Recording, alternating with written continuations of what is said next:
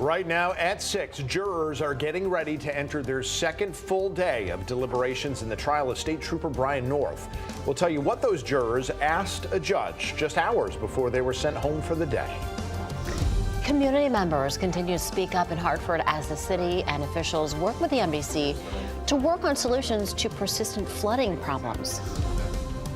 Also, the state is sending a warning to anyone who's thinking of driving while impaired. Of course, they're saying don't do it. We'll have the advice officials are giving people as they're getting ready to celebrate St. Patrick's Day.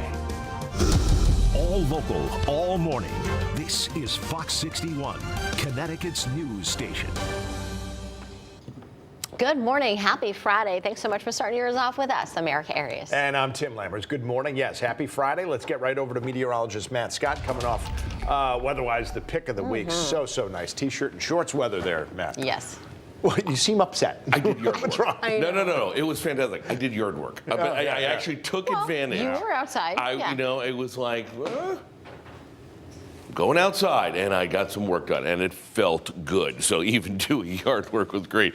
Cooler, but still warmer today. The temperature's still running well above the norms. We have a break between two systems, two fronts, one dropping the temperature, second one coming in at the end of the weekend. That'll eventually get us back to winter for the last days of winter. We'll talk about that coming up. Will rain out there, not a big deal. A couple of very light showers have passed through. Not a huge deal. Looking off to the west, looks like there's a lot more to come.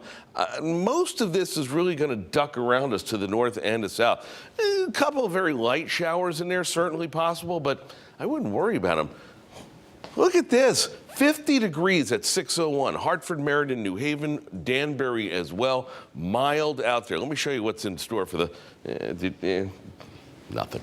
Just a couple of drips, and then we'll dry things out for the first half of the weekend. 47 degrees and a scattered raindrop or two. Our lucky 61 under the cloudy skies later on today. Coming up, we'll time out that weekend, talk about the next rain when it gets here and what it means for your St. Patrick's Day. 6:02, let's go to the roads, and we say good morning for the first time to Rachel Piscatelli. Hey, good morning, Matt. Following one crash over in Willington this morning that is causing a closure over on exit 71. That off-ramp this morning is closed southbound 84 because of what looks like an overturned vehicle. So, of course, we'll keep you posted, but just be mindful if you're traveling in that area that the off-ramp is closed. Over in New Haven now, just out by Long Wharf, we do have volume that's starting to pick up, but it's relatively manageable. And your drive times along 91 this morning, Cromwell to New Haven is 23 minutes. Rocky Hill to Hartford is a 7-minute drive. Tim and Erica, back to you.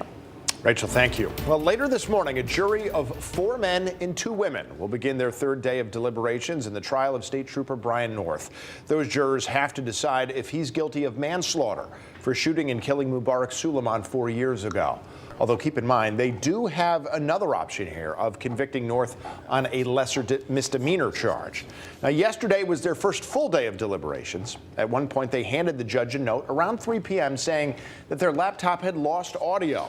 The computer was fixed, and they continued on. That's the last update we've gotten. But, of course, Fox 61 will bring you live team coverage when the jury reaches a verdict. We'll have it covered on air, online, and on Fox 61+.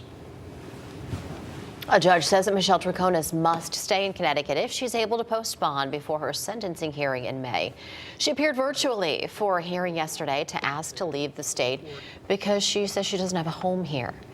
The judge said that if she posts her $6 million bond, she would have to be on house arrest and under electronic monitoring. A jury found Troconis guilty of conspiracy to commit the murder of Jennifer Dulos, as well as other crimes. Troconis faces up to 50 years in prison. A 70-year-old man is accused of stabbing someone in Manchester. Rufus Franklin is now facing several charges, including assault, and he is in police custody. Police said the stabbing happened around 5:45 last night in the area of Cemetery Road and Spencer Street. Police said Franklin stabbed a man in the stomach and then left in a pickup truck. The man who was stabbed was taken to a hospital and is expected to survive. All new this morning, hundreds of people will soon be out of work in Killingly. Walgreens says it plans to shut down its distribution center, which will eliminate 320 positions. The company tells us that workers can get positions at stores and other warehouses. It's not clear when the center will close, A spokesperson for Walgreens tells us that they're grateful for the workers' contributions and say the company is committed to supporting them.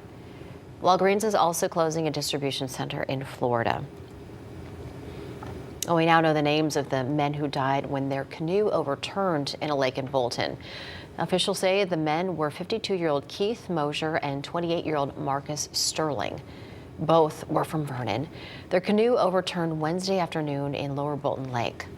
The temperature in that lake was estimated to be somewhere around 40 degrees at the time. Officials say the incident shows just how dangerous cold water can be. Now, if you're thinking of heading out on the water, here are some tips from the state. Wear your life jacket, dress for cold water, and also avoid clothing with cotton. File a float plan so that people know where you're going, and stay alert while out on the water and watch for any floating debris. Make sure all of your safety gear and equipment are well maintained as well. Well, some people who live in the north end of Hartford came together to discuss solutions to chronic flooding problems.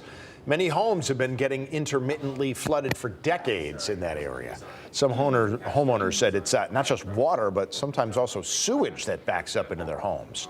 Well, last night, officials with the Metropolitan District released their progress on both current and future projects to fix those issues. But some residents said the problems are still as bad as ever. We still have a large sector of Upper Albany Avenue that is really horrific when it rains. You know, last July, that's where a lot of the flooding occurred. Yeah, what that lady was referring to, you might remember, was back in July. Lawmakers set aside $100 million for long-term structural upgrades to the area right after a series of storms left pretty much the whole Connecticut River Valley flooded for days, which caused even more damage. As we head into the St. Patrick's Day weekend, the state is reminding drivers to be careful out on the roads and that if you drink alcohol, don't drive afterwards. The State Department of Transportation says the St. Patrick's Day holiday increases the risk for impaired driving. If you do plan on celebrating, officials ask that you plan ahead. Know who will be taking you home, and do not let anyone that you know is intoxicated. Don't let them get behind the wheel. If you see an impaired driver on the road, call police right away.